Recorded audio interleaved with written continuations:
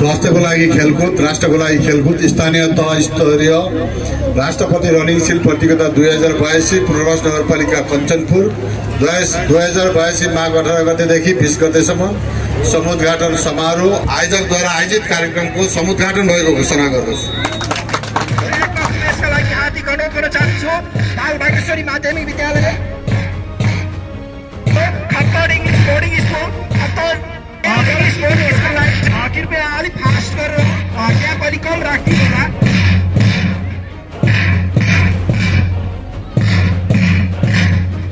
सर्वप्रथम त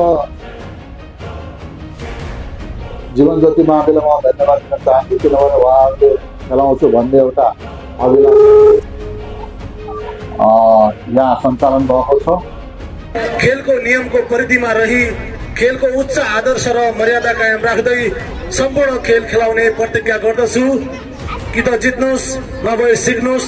जय खेल। एउटा खेलाडी उत्पादन गर्ने थलो हो, यो जग हो, यो पहिलो सुरुवात गर्ने ठाउँ हो।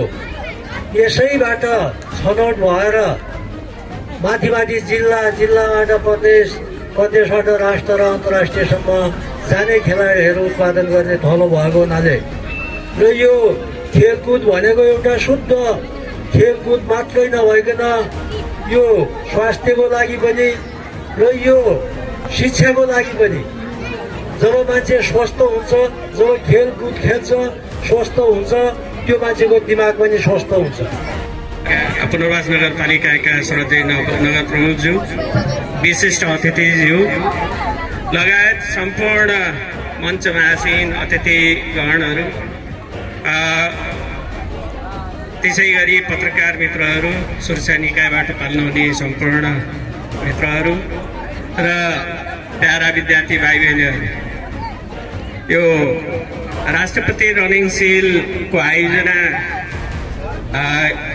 यस जीवन ज्योति माध्यमिक विद्यालयको यो खेल मैदानमा सञ्चालन भइरहेको छ। यो राष्ट्रपति रनिङ सेल जुन रूपमा अहिले हामीले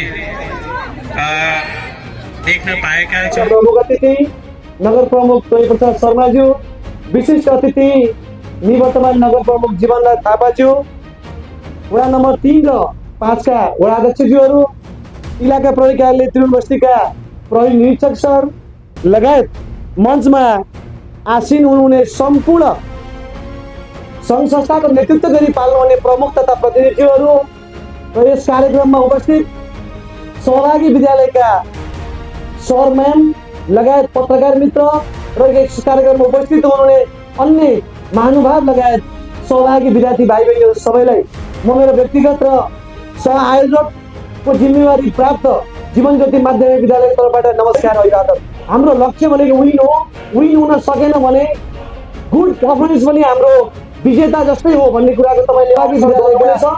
सहविद्यालय र पत्रकार र विद्यालय भाइ बहिनीहरूलाई यस कार्यक्रममा उपस्थित हुनुभएकोमा म विद्यालय परिवारको तर्फबाट हार्दिक धन्यवाद आभार व्यक्त गर्दै यो उद्घाटन कार्यक्रम यही समापन भएको घोषणा गर्छु।